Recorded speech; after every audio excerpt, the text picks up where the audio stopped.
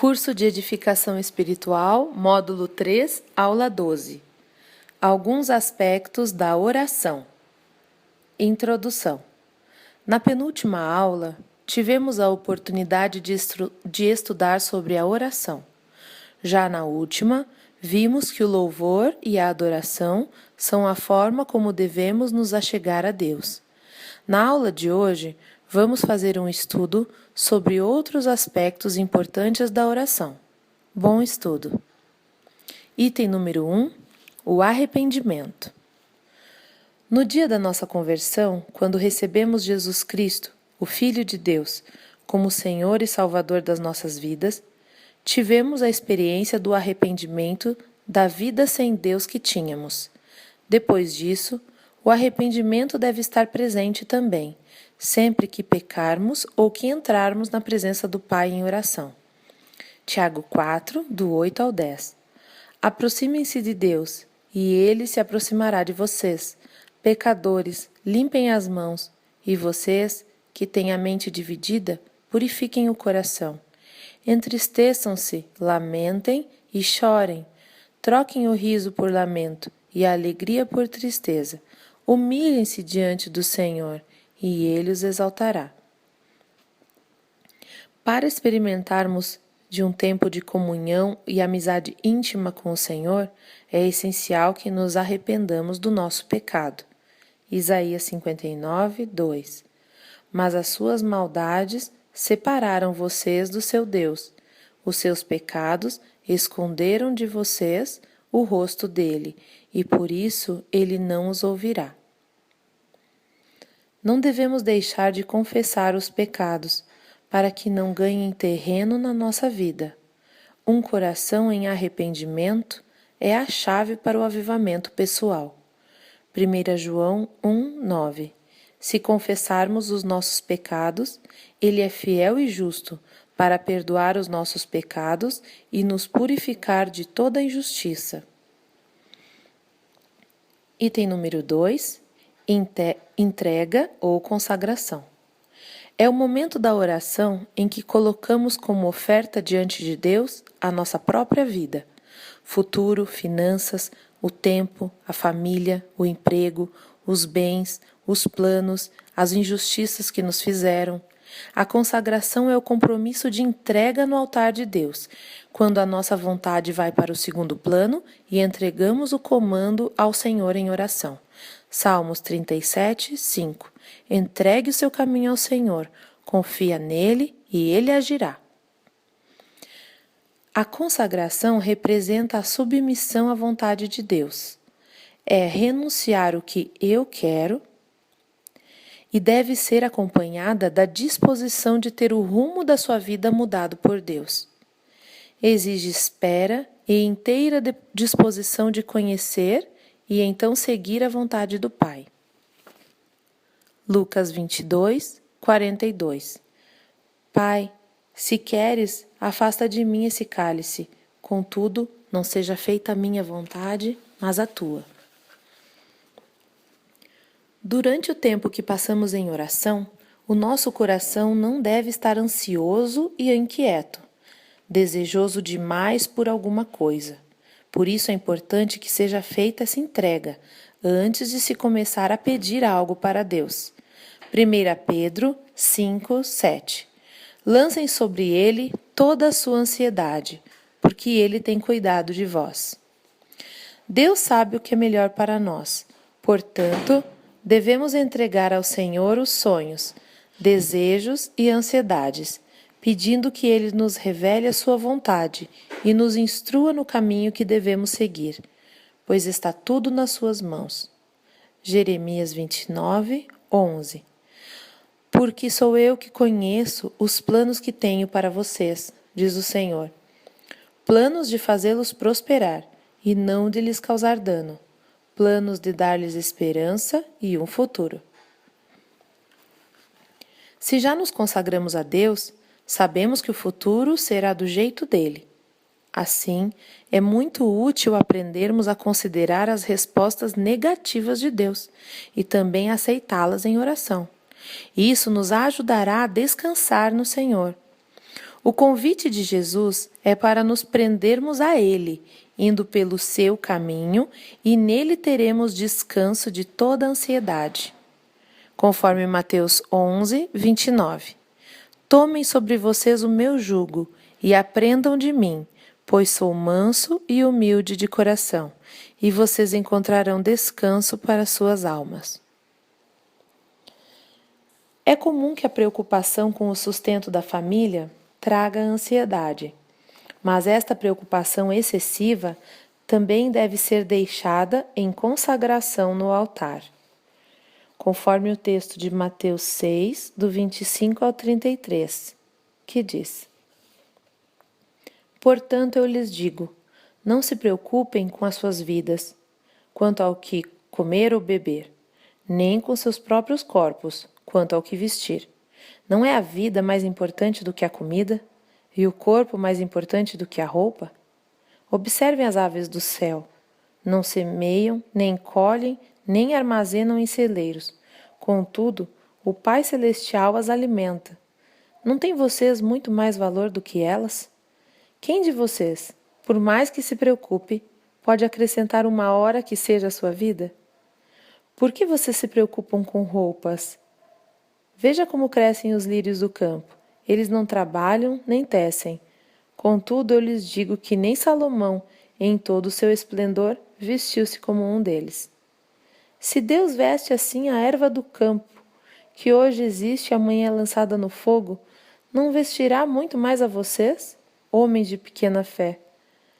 Portanto, não se preocupem dizendo, o que vamos comer, ou o que vamos beber, ou o que vamos vestir? Pois os pagãos é que correm atrás dessas coisas, mas o Pai Celestial sabe que vocês precisam delas. Busquem, pois, em primeiro lugar, o reino de Deus e a sua justiça, e todas essas coisas lhes serão acrescentadas. Item número 3, pedidos pessoais. É o momento da oração em que apresentamos as nossas petições ao Senhor, sem duvidar, sabendo que Deus ouve e é onipotente. Efésios 3, 20.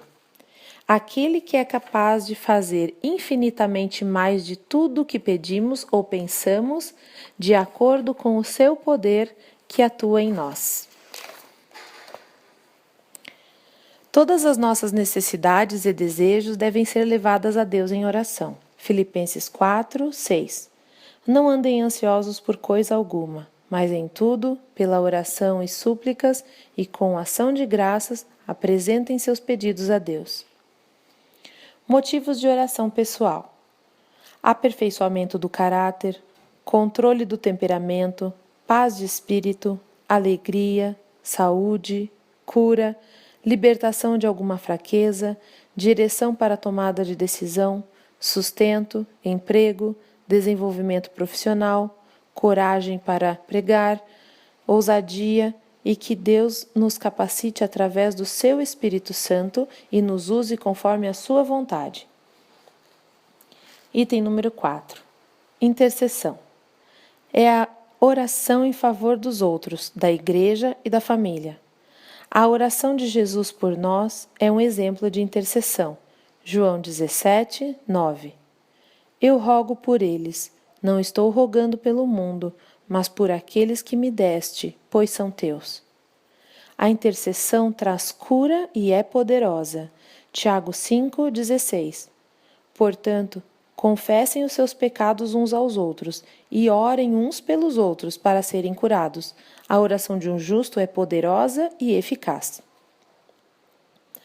A oração intercessória nos dá a vitória como igreja. Mateus 16, 19. Eu lhes darei as chaves do reino dos céus.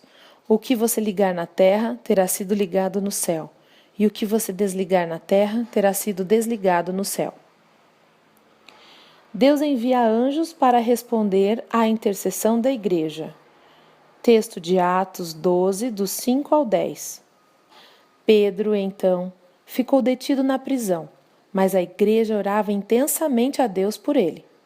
Na noite anterior ao dia em que Herodes iria submetê-lo ao julgamento, Pedro estava dormindo entre 2 soldados, preso com 2 algemas, e sentinelas montavam guarda à entrada do cárcere. Repentinamente apareceu um anjo do Senhor, e uma luz brilhou na cela. Ele tocou no lado de Pedro e o acordou. Depressa, levanta-te, disse ele. Então as algemas caíram dos punhos de Pedro. O anjo lhe disse: vista-se e calça as sandálias. E Pedro assim fez. Disse-lhe ainda o anjo: põe a capa e siga-me. E saindo, Pedro seguiu, não sabendo que era real o que se fazia por meio do anjo. Tudo lhe parecia uma visão. Passaram a primeira e a segunda guarda e chegaram ao portão de ferro que dava para a cidade. Este se abriu por si mesmo para eles e passaram. Tendo saído, caminharam ao longo de uma rua e, de repente, o anjo o deixou. A intercessão pelo perdão dos pecados. Êxodo 32, 31 e 32. Diz assim: assim Moisés voltou ao Senhor e disse: ah, que grande pecado cometeu esse povo! Fizeram para si um Deus de ouro. Mas agora eu te rogo, perdoa-lhes o pecado, senão risca-me do teu livro que escreveste. A intercessão por todos, em favor dos líderes, dos povos, dos amigos e parentes que ainda não conhecem a Jesus. 1 Timóteo 2, do 1 ao 4. Antes de tudo, recomendo que se façam súplicas, orações, intercessões e ações de graça por todos os homens, pelos reis e por todos os que exercem autoridade, para que tenhamos uma vida tranquila e pacífica, com toda piedade e dignidade. Isso é bom e agradável perante Deus, nosso Salvador, que deseja que todos os homens sejam salvos e cheguem ao conhecimento da verdade. A intercessão pela igreja local, líderes, ministérios, evangelismos, pelas células, pelas igrejas da cidade, do país, pelos refugiados cristãos, pelos que estão nas prisões pelo mundo por conta de pregar o evangelho e pelo restante da igreja que sofre com perseguição. Efésios 6, 19 e 20. Orem também por mim, para que quando eu falar, seja-me dada a mensagem, a fim de que destemidamente torne conhecido o ministério do Evangelho, pelo qual sou embaixador preso em correntes. Orem para que, permanecendo nele, eu fale com coragem, como cumpre fazer. Observação: o registro das orações. Mantenha um caderninho de registro das suas orações, com descrições simples e data. Na sequência, deixe espaço para a data em que Deus respondeu ou deu um direcionamento a respeito. O caderno pode ser separado por motivos, com uma página para cada assunto: pessoal, família, igreja, irmãos da célula, pelo bem do governo e da economia do país.